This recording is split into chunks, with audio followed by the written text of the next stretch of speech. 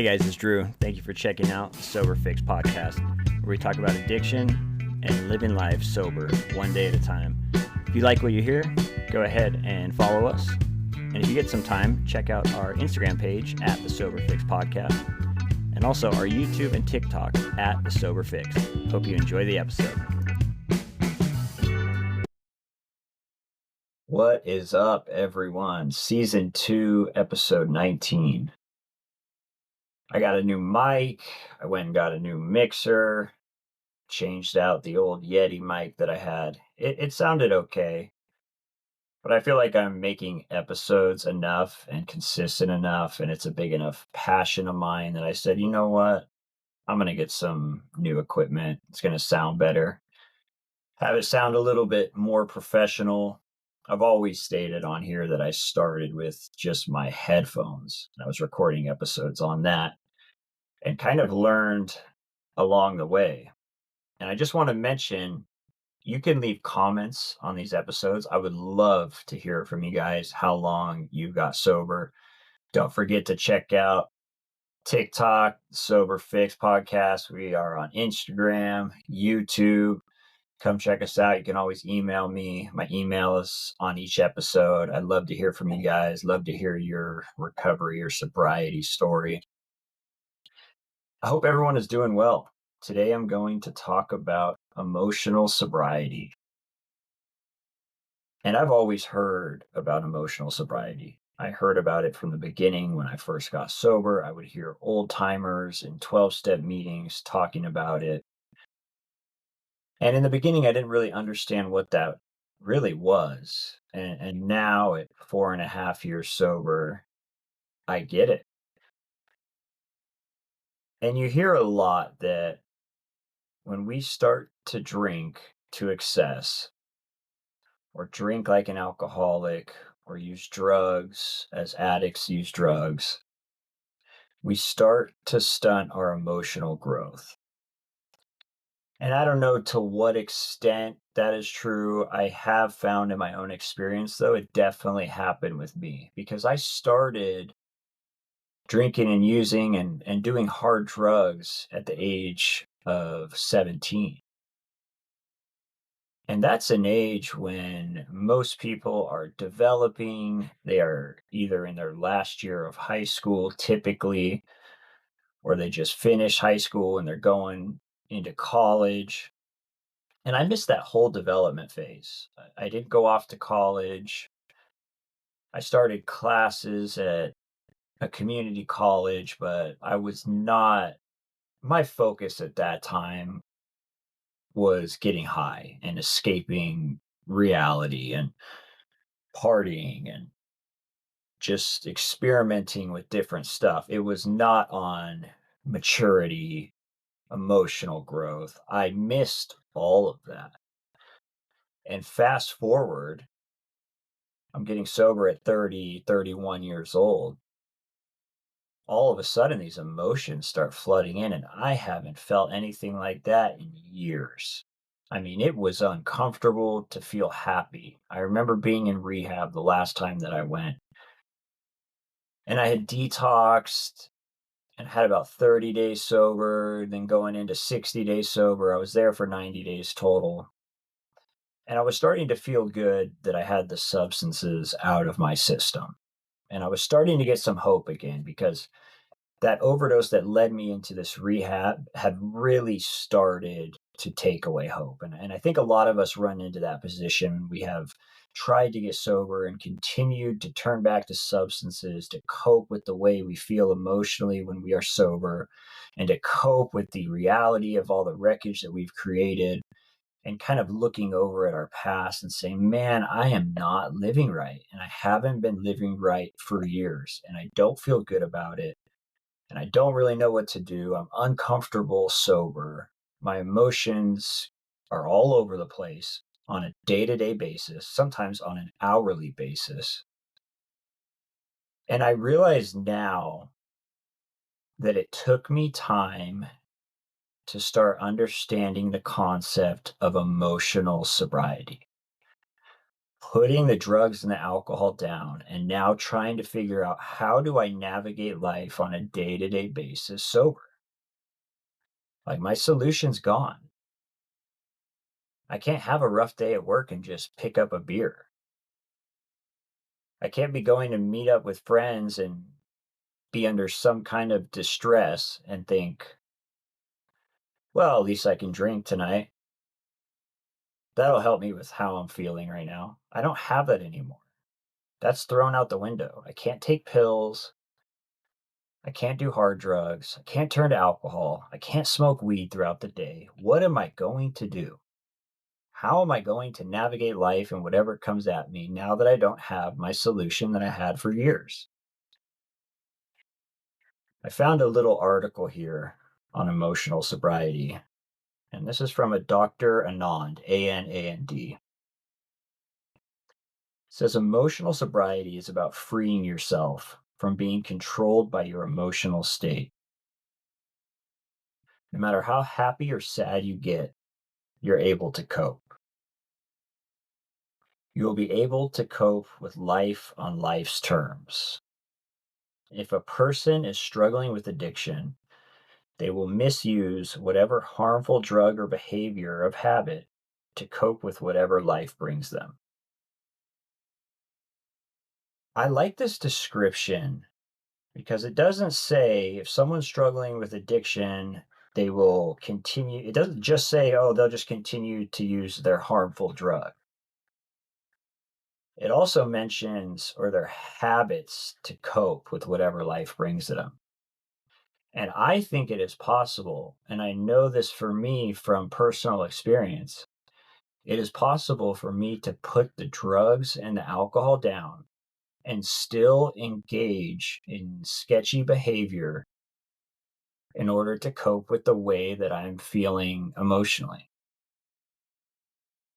Cutting corners, lying, cheating, stealing, all of that old behavior that occurs for most of us in addiction, it's possible for me to get dry and put the substances down and still engage in that stuff. And you see it a lot or hear about it a lot in 12-step meetings where people put the drugs and alcohol down and maybe they get out of treatment and they've been sober for a few months and they jump into this chaotic, terrible relationship. And I used to think like, oh, that's just bad decision. They're just not thinking about what they're doing. Now I realize it's like, oh no, maybe they're just trying to get a taste of that old lifestyle, that old rush, living on the edge. They're not getting it in drugs anymore. Maybe they're just trying to find it in some relationship. Like I realize a lot of this stuff, a lot of the behaviors that I would take part in after getting sober still had to do with my addiction and the fact that I hadn't fully matured emotionally. I want to continue on here. It says Dr. Anand points out that there's something of a phenomenon called dry drunk. And we've all heard about this. This is the person that is an alcoholic or an addict, and they basically get physical sobriety. Like they find a way to put the substances down, and their effort towards growth in recovery basically stops at that. It's like, I'm good. Like my problem was drinking, my problem was heroin, meth, cocaine, ecstasy, fill in the blank. But I've put that down now. Now I will be okay. And that was always my belief for so long was that the solution is based in putting the stuff down. Once I put the stuff down, my life is going to be just fine. My emotions are going to regulate and I will be okay and I will know how to handle what life throws at me. I was wrong about that. It continues on. It says they're basically dry drunk, but they've yet to come to embrace their emotions without substances. It's a hard thing to do. When you are used to masking or running away from your emotions for so long and turning to that substance to deal with them, it is a hard thing. And I think this is why not everyone gets sober and feels amazing right away. There's typically a rough patch depending on what you've been using, how long, all of the other types of stressors that you've come across while you were out using, all of the pain that you've experienced. I think all of that adds up and kind of makes the timeline different for each person as to when they start to really feel better once they get sober. But eventually, I found I had to learn how to deal with these emotions. I couldn't run from them anymore. There is a great article, and I think this is probably the most referenced one, and I think it's because it's from AA co-founder Bill Wilson, and it's called The Next Frontier: Emotional Sobriety. And Bill Wilson kind of talks about his depression, and this is years later after he's been sober, and he starts diving into kind of what he was experiencing as time and the things that he was starting to learn about his emotional sobriety. And it's just, there's some cool stuff in here. I just want to read a little bit of it. It says, those adolescent urges that so many of us have for top approval, perfect security, and the perfect romance, urges quite appropriate to age 17, prove to be an impossible way of life when we are at age 47 or 57. Now that's a little bit different. I'm obviously not 57, 47, but I this is exactly what I experienced at 30, 31. It was like, man, I how do I cope with this? I remember I had this get well job, and it was hard enough to stay sober on a daily basis, but then I'm working this job where I'm making absolutely no money, and I'm in drug court, I'm doing all this stuff for drug court, I'm on probation, and I have like $20,000 that I owe the court because of all my old probation fees, and I can't graduate drug court until it's all paid off, and I'm working this job making pretty much nothing. I was at Corner Bakery, and my emotions, I remember there was one day I walked out of work because I couldn't take it. I hadn't been sober enough for my emotions to kind of start to even out a little bit. I didn't have too much of a recovery program yet. I didn't have a bunch of people that I could talk to that were sober. I had just gotten out of jail. I think I was in there for like 5 months. I was thrown right into drug court. And I remember walking out of that job one day, and I was like the cook. So I was making these like sandwiches on the grill. And I remember everything was timed, and the second they put their order in, it would pop up on the screen that was in front of me. And this place would get crazy busy because it hadn't been around for too long and the food was decent. And sometimes it would come and go. It would come in waves, but sometimes there was a line out the door of this place. And from the second they put the order in, the timer starts. And if you don't have the food ready, forget how long they gave you. I think it was like a few minutes, whatever it was. It starts to flash red. And so here I am. I think I had a couple months of sobriety, fresh in drug court, living in a sober living, adjusting to that. Don't really have my recovery program yet. All I know is I have all this time over my head if I screw up because of drug court. And I'm working this, excuse me, crappy job. And I'm thinking, I don't know how I'm going to do this, man. And I remember one day the whole screen was the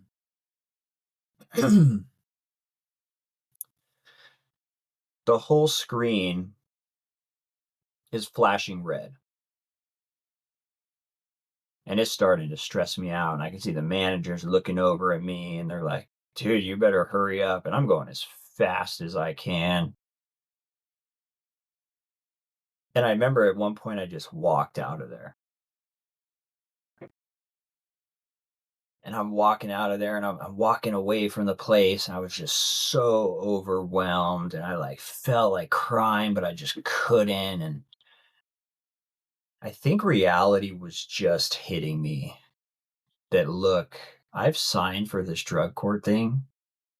I'm in it for potentially years. My back is against the wall. I'm not escaping this. I am getting tested every week, calling a number. They tell me if I have to come in. And I'm walking away, and I just remember the thought in my head. The only thing that was coming to my head was like, man, like, go to the liquor store, get something to drink. Like my head was going to that autopilot solution. You are uncomfortable right now and you need to do something about it right now. And you don't have the emotional maturity to really navigate the situation right now. So you need to go do what you are used to always doing and you need to get a drink. And I remember fighting with myself because I'm trying to kind of play the tape through and I'm like, okay, I will get violated with probation. Odds are I will be called in tomorrow to test because that's just how it always worked for me. I will get caught for everything I do. And I'm sitting there and I'm kind of walking away and I don't know what to do. I'm kind of like pacing back and forth and my head's telling me to drink, but I know deep down that's not right. I just don't really know how to kind of navigate this. And I don't really have a mentor or sponsor yet. I haven't really got that sorted out. I haven't really been all into some type of recovery program. And I remember eventually I get a call and it's from my boss. Not to mention, while all this is going on, I am extremely embarrassed that I walked out of there. Because although it's a crappy job and it's like my get well job, there's people counting on me. If I'm not there making those sandwiches, that means everyone else is having to chip in and do their job, and on top of that, go over to my little station on the grill and make the orders that are already flashing red before I even left. And now they're having to work extra, and so I'm embarrassed about that. I don't really know what to do. It's like I don't know who to call. I don't know how to navigate this. My head's telling me to drink. I really don't want to. I know I'll be in a bunch of trouble and I'll be right back to square one. Don't really want to walk back in there because I'm embarrassed I left in the first place. But my phone rang and it was the manager of the place. And he's like, "Hey man, where you at?" And I told him, "Sorry, like I walked out." I think he didn't realize he saw me walk out, but I don't think he realized how much distress I was really in at that moment. He knew a little bit about my situation. I don't think he really knew all about that I was in early sobriety and stuff. I think he had an idea, but I hadn't really had an opportunity to talk to him too much. Hadn't been working there that long. And I just remember him saying, "Look, man, it's okay. Just please take a second, come back in here. We need your help. It's crazy busy. There's still a huge line. I don't care that you left. It's all good. You're not in trouble. Just can you please just come back and help us out?" And I walked back in and it was embarrassing. And I mean, it worked out. I started working. We got through it. We got through the rush. Everyone got their orders. I was able to have a conversation with him after and kind of let him know what was going on. But that situation basically told me, look, dude, you're going to have to do more than just not pick up or not drink. Like, in order for you to cope with day to day life, because you're at this job making sandwiches on the grill and your emotions are getting the best of you so bad that you're having to walk out of that place. Like, if you don't if you don't get this together, if you don't do something for yourself in terms of getting comfortable sober, if you don't find a recovery program, if you don't find a way to work on yourself and deal with these emotions, you are always going to run into this problem. And it kind of showed me that my brain or my head's solution to everything for so many years had always been to escape, drink, get loaded. And it's until I really work on that, that is always going to be my default solution. That is always going to be the number one thought that comes to my head. And this is just making sandwiches and getting overwhelmed. What's going to happen when I have some more serious stuff going on? And that's when I really knew, like, I didn't have at the time, I didn't have emotional sobriety. I needed more. I needed more things that I could do to work on myself to really get to a better place. But it was hard in the beginning, and I sympathize with anyone that is getting sober in the beginning, no matter what the substance. I know for me, what really was messing me up too was the fact that I was on opiates for so long because I didn't feel anything on those things. I just did not feel anything for so many years, and that's kind of what I liked about it. But it makes it really tough to get sober and to start have those emotions flooding in.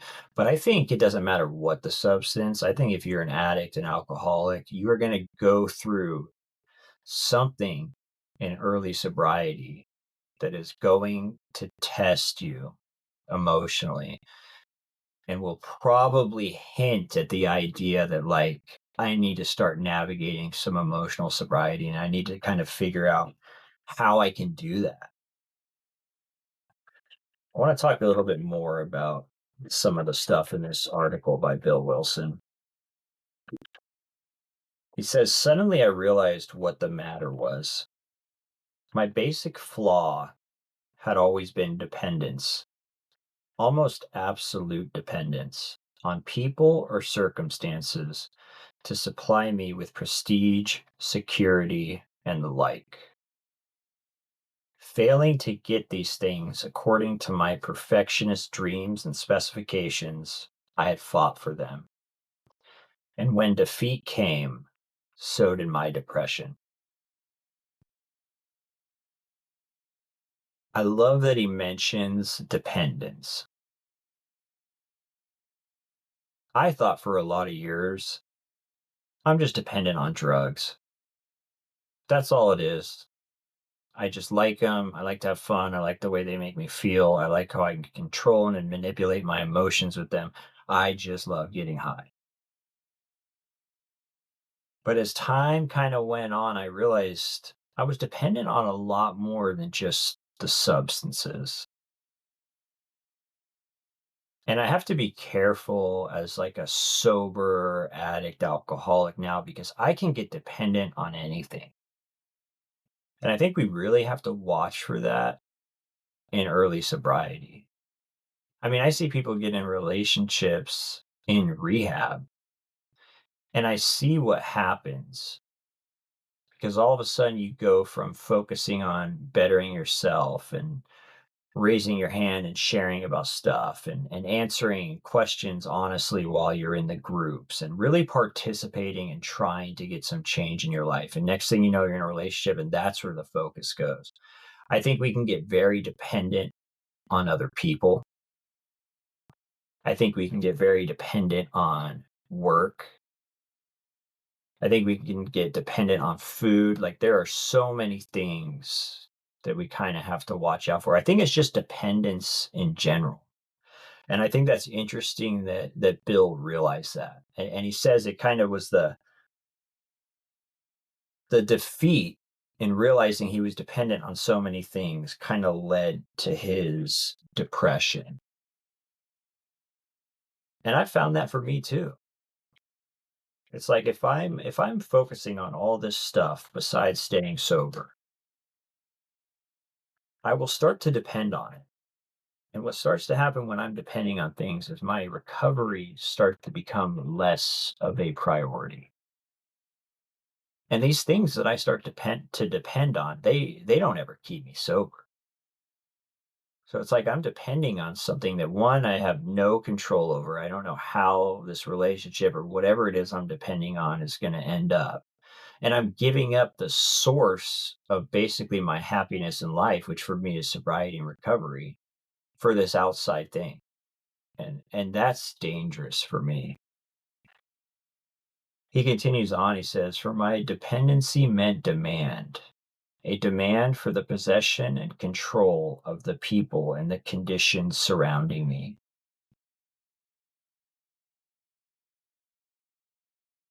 He also says it is most clear that the current can't flow until our paralyzing dependencies are broken and broken at depth. Only then can we possibly have a glimmer of what adult love really is. In the first 6 months of my own sobriety, I worked hard with many alcoholics. Not one responded, yet this work kept me sober. It wasn't a question of those alcoholics giving me anything. My stability came out of trying to give, not out of demanding that I receive. And then he says, I think it can work out with emotional sobriety. If we examine every disturbance we have, great or small, we will find at the root of it some unhealthy dependency and its consequent unhealthy demand. And that's interesting there. So he's talking about his first 6 months of sobriety and all of the people that he was trying to help. And he's talking about none of them really responding. And I think what he means by that is none of them maybe remained sober, or the first people that he's tried to reach out to didn't really buy it, or basically he's saying, look, I tried to help these people and nothing really came of it. But he says something very important in there. And he says, but I was sober. And I remember hearing about a conversation that he had with his wife where he was complaining about kind of saying, look, I've been running around trying to help so many people. And he was down because a lot of them weren't remaining sober. And she kind of looks over at him and says, but you're sober, aren't you? And it's like, that's the power of working with other people. If I'm someone that is always thinking about myself and is getting dependent on all these other things in life, the prestige, the security, oh, I want to make more money. I want to get more degrees. Like I want to, I've realized this in getting sober is one minute I'm just dying to be off the drugs. Next thing you know, I'm sober. I forget how bad it was. And now I'm just trying to get stuff for myself. I need to catch up. I need a new car. I need this. I need that. It's like it's not bad to get yourself new things, but I have become dependent on that kind of stuff before. I've become dependent on work. It's like all I'm thinking about it gets put before my recovery. And I love that he mentions a way to really combat that depression and really work on our emotional sobriety is by continuing to reach out to other people and trying to help them. And in trying to help someone else, we are also helping ourselves. And I think a lot of people that reach out to those that are suffering from addiction and try and help some people and maybe take them through the 12 steps or whatever it is that you do as a mentor for someone that is struggling with addiction, whether that's talking to them on the phone, giving them some advice, just listening to them, whatever the case may be. I think when the person that you're trying to help ends up turning back to drugs or alcohol, I think sometimes it deflates us. Like, what am I doing wrong? How come I wasn't able to help this person like I got helped? Where did I go wrong with this? And I think at the end of the day that that's not the approach to really take. It's we can guide people, we can support people, we can listen to people, we can be there for other people. We can do a lot of things, but at the end of the day, if someone is going to maintain sobriety, they have to at some point be doing something for themselves. Like we do not have the power to just get other people sober. We try our best. We put all of our effort in. We make sure we show up when we say we're going to be there. We make sure we answer the phone if we give them our number. We do as much as we can to help them in any way that we can. But at the end of the day, it's going to be up to them and them finding their own relationship with God and them building their own sober network and them continuing to be consistent and them seeking help. Like it's not on us. We can't do all the work in getting other people sober. I want to go to this other article that kind of started off reading about with emotional sobriety. I think there's some good stuff in here. It says both Dr. Anand and Dr. Fry agree that being physically sober is an essential part of emotional sobriety. A person has to be physically sober, not drinking, and they have to accept that they can't go back to those substances so they can work on themselves. Alcohol is a numbing agent for those emotions. If I'm numbing these emotions, I can't recognize them. I can't nurture and take care of these feelings in myself the way I need to. That's exactly what substances did for me, was they numbed out everything. And in the beginning, I was not one of those people in the beginning. When I first started doing drugs, and I hear a lot of psychiatrists say that everyone uses drugs or turns to alcohol and substances because of some trauma they had. I hear that a lot. For me, that was not the case. It just wasn't. I was young. I finally had a little bit of freedom. I wanted to experiment, drink with friends, and I had a strange relationship with substances right away. One that I had no idea I would have. There was nothing I was running away from in the very beginning. Now, towards the end, absolutely. I was continuing to use and drink to numb out everything, all the problems that were caused from drinking and using. That's how insane it was. I'm drinking to cope with the action I've been taking that has been destroying my life. It sounds insane when I talk about it now. It says just because you eliminated a substance from your life doesn't mean life is going to suddenly become wonderful. Other work needs to be done internally for that to happen. And then it goes into talking about recognizing and accepting emotions. This was something that took a while for me.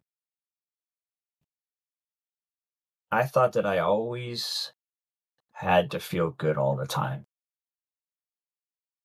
I always got to feel good. I'm not having a good day. I need to drink. I need to go pick up drugs. I just feel okay today and I want to feel great. And I chased feeling great all the time. And it's just not life.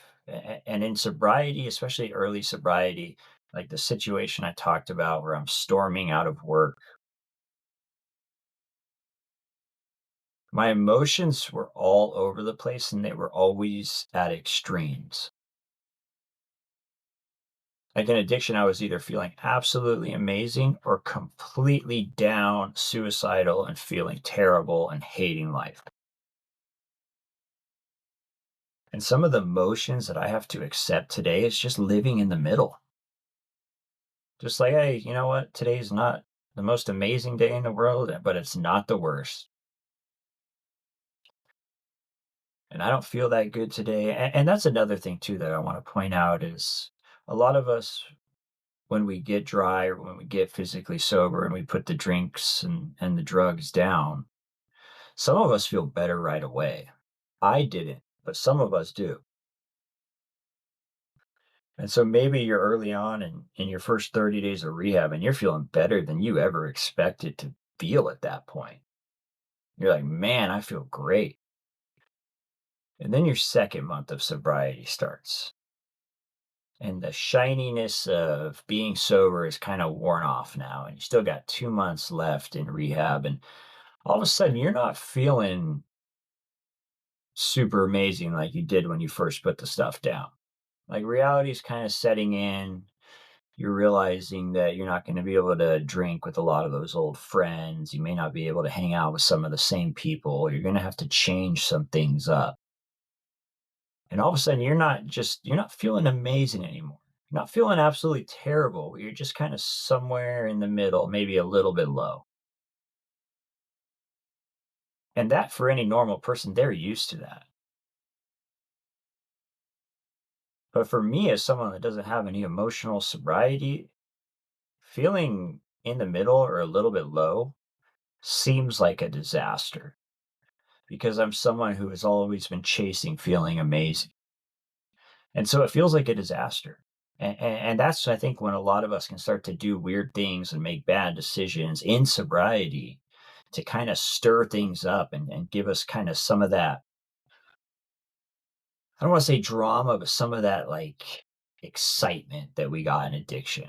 Because now we're kind of just in the middle and things seem kind of boring and I think that's a dangerous place for us. But I think it's good to really, if you're early on, to make an honest attempt or a coherent attempt, or at least be mindful of, look, I don't have to feel amazing every day. It's okay if I have a shitty day. It's okay if I don't accomplish a ton of stuff today. It's okay that I am in early sobriety. It's okay that I don't have all my emotions completely in check. It's okay that I don't have everything figured out. Maybe I just got out of treatment. Maybe I just stopped drinking. There's all these things that I want to do and I want to catch up in life and I just want to get so much stuff done. And at the end of the day, when you're in early sobriety or in anywhere in sobriety, if you get through the day sober and maybe you just had a shitty day and you didn't feel that great today, maybe you didn't even accomplish much. That's okay. Like, I think we need to really give ourselves some grace, especially in the beginning. I think we could be quite hard on ourselves to fix our life really fast once we get sober.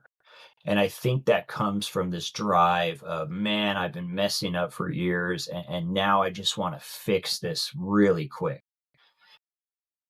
And I've kind of found that it just doesn't always work that way. Now, there's another part of this article that talks about slowing down. If someone in recovery gets angry, their first sense may be to lash out. Fry says it's important for those facing this challenge to learn to slow down for a moment, to pause and reflect on how to better respond. You ask yourself how you can slow things down and respond in a healthier way for everyone involved. I've talked about this before. I say that every year I'm sober, I have maybe half a second to a second longer to respond to situations. I used to just react in early sobriety. I think this is great advice. It's not something that came very easily for me. Before I really started to work on emotional sobriety, I reacted to life. Things happened to me and I reacted and I paid the consequences of it. I'm talking about being in relationships and something that's I take as rude. Maybe I receive it what I think is disrespectful or rude text messages. And I just react. I just start shooting away on text messages. And I feel better for a second. And all of a sudden, 5 minutes later, I realize, oh, like I just reacted. That went way too far. 0 to 60 before I had the emotional sobriety. And my emotions were oftentimes in extremes. And I suffered a lot of consequences because of stuff like that, especially on text messages or saying something at work. Just I never slowed down. I've learned today that sometimes it is better to just bite my tongue and say very little, at least for a little bit, and let things kind of smooth over a little bit.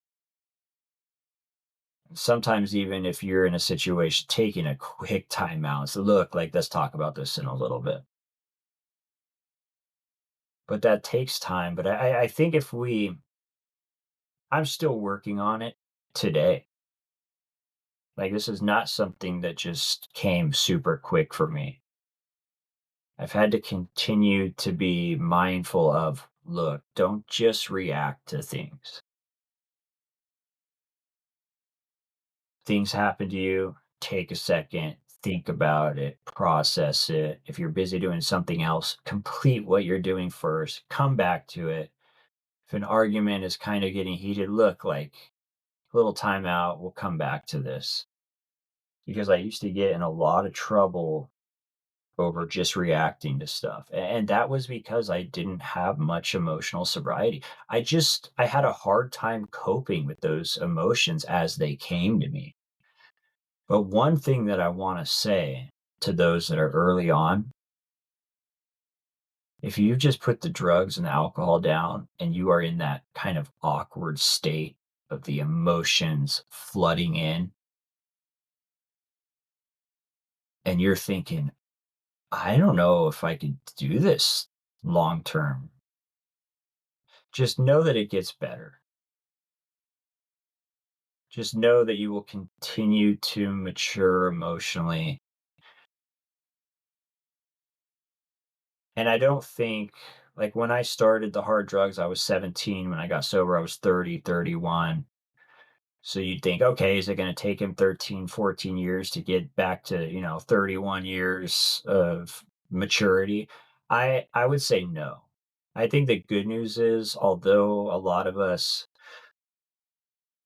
are kind of stunted emotionally from once we pick up the drugs or the alcohol, I think that we can get that back quite quickly, surprisingly quickly, when we have a recovery program. It says for some people, learning to handle your emotions can be really hard. They may think they know everything, but once they dig deeper, they realize that their emotional development stopped somewhere. Some emotional skeletons can come out and it can be a difficult experience, but it's also therapeutic and can also help bring about the psychic change that's talked about in 12-step programs. I think this whole thing is therapeutic. I think emotional sobriety is something that it's the recovery beyond getting physically sober. That's kind of how I look at it. And other people may have completely different views. Ask around. Ask some people that have been sober for a while. Ask some old timers that have been sober for 10, 15, 20, 25, 30. Ask them what emotional sobriety is for them. I think this is a concept that we never fully understand. And I think that's exciting. And I think that's why people can be in recovery for 50 years, is because we're always learning more about these different kind of spiritual or mental concepts. We're always learning more. Like, there's never a point where okay, I've gained enough knowledge, I've read enough, I've learned enough, I've talked to enough people, I'm okay. I understand emotional sobriety. That's it. No one can tell me anything. Absolutely not. The longer I've been sober, the more I realize I have insanely more to learn, and I always will. But that's the good news. And I would just encourage anyone that is starting their sobriety journey, or maybe someone that's been on it for a while. If you're battling the depression or the anxiety that I get the same kind of bouts of depression that Bill Wilson used to get. If you're someone that's early on and you're thinking, man, I'm just reacting to life too quick and I'm suffering consequences from it. And I feel like I'm on an emotional roller coaster. That can get better. And some of the things that I did to really work on this, number one, all the 12-step stuff I've continued to be involved in and continue to do. And I know that's not for everyone, but for me, it helped tremendously. Another thing I did was while I was in drug court, I did counseling for 3.5 years. And I would go in there and I said, look, I got to do this anyway. I might as well get the most out of it. And I was completely honest and I told him exactly what I was thinking. And I got a lot of things pointed out to me that I was probably doing wrong or potentially doing wrong or that I needed to grow from or learn from or maybe try some things different. And I was able to learn a lot about myself and I was able to learn a lot about processing kind of my emotions. Another big thing that helped me was just being okay with wherever I'm at today and understanding that, look, we all mature differently after getting sober. We all use different substances for different lengths of time at different intensities. We all experience different trauma, pain, failures, things that we went through, drama, chaos, whatever you want to call it.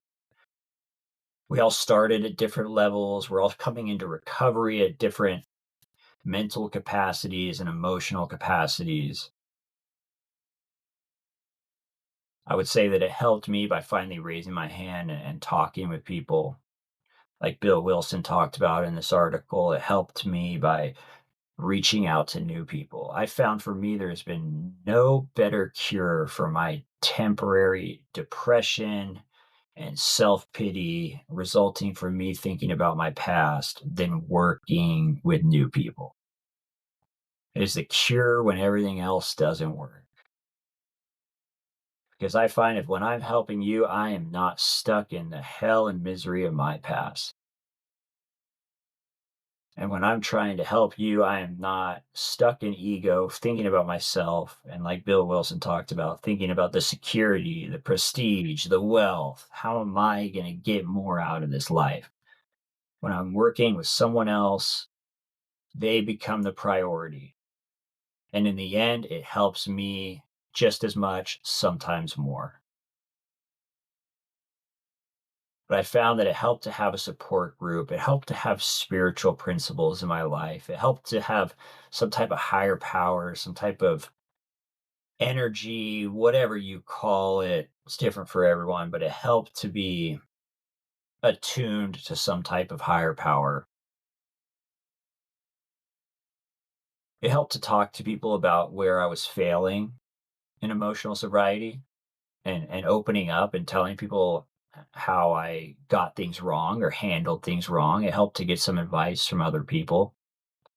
Like that situation where I ran out of work. It helped to be mindful and just to see where I'm at and to kind of ask myself, look, like, man, I've been feeling down the last few days. Like, that's okay, but what's going on with me? What am I doing different? It helped to also be mindful of how much care do I need? What do I need? Like, am I doing enough? Like, maybe I'm doing enough to stay sober, but how am I handling life? How am I handling my emotions on a day to day basis? To be mindful of that. If you're going off on people and yelling at people or get frustrated about things, like there's normally something there. And like Bill Wilson said, to take a look at the dependencies. What am I dependent on? What do I put before my recovery? What is more important in my life? What do I focus more on ahead of recovery? Or even further than that, what am I putting focus on that is causing me to lack in focus towards maturing emotionally? What's in the way? What are my red flags for this? How do I know personally when my emotional sobriety is out the window? And not only how do I know it's out the window, but what do I do to kind of bring it back into perspective? How do I adjust? How do I correct when I'm doing things wrong? And I would say the biggest piece of advice I could give to anyone in sobriety, in recovery, early on, maybe been doing it sober a little bit, it's okay where you're at. And it's okay if every day isn't insanely productive. It's okay if you make some mistakes. I have continued to make mistakes in terms of handling my emotions. I've continued to have to switch up my program and change some things and kind of correct where I've gone wrong. But it's okay. And wherever you're at today, that's okay. And just to understand that if you're someone that feels like you've just been focusing on putting the drink and the drugs down and you're physically sober, but you're starting to realize, look, like I think there's more to this. Like I think I need to focus. I need to do a little bit more in recovery in order to have some emotional sobriety. Just know that you can get it. It's out there. There are tons of people that you could talk to that would give you guidance in this. And we're forever learning in it. Like no one knows everything about this. I have so much to learn about emotional sobriety, but that's what's exciting about recovery in general, is there is always somewhere to improve. There is always more to learn. There's always different ways to interpret all of this and to implement it into our lives. And it's one of those things that it just goes beyond just being physically sober. That's what this is all about. A journey of helping other people, learning things ourselves, growing, failing, adjusting, and just realizing that, look, every day is a new day that we get to live this recovery life. Every day. If I barely make it through sober today, at least I get to wake up tomorrow to a new day and a new shot at it, as long as I don't pick up or drink. All right, you made it through another episode. Thanks again, and if you'd like to collaborate or come on the show, please email me at thesoberfixpodcast@gmail.com. Have a great day.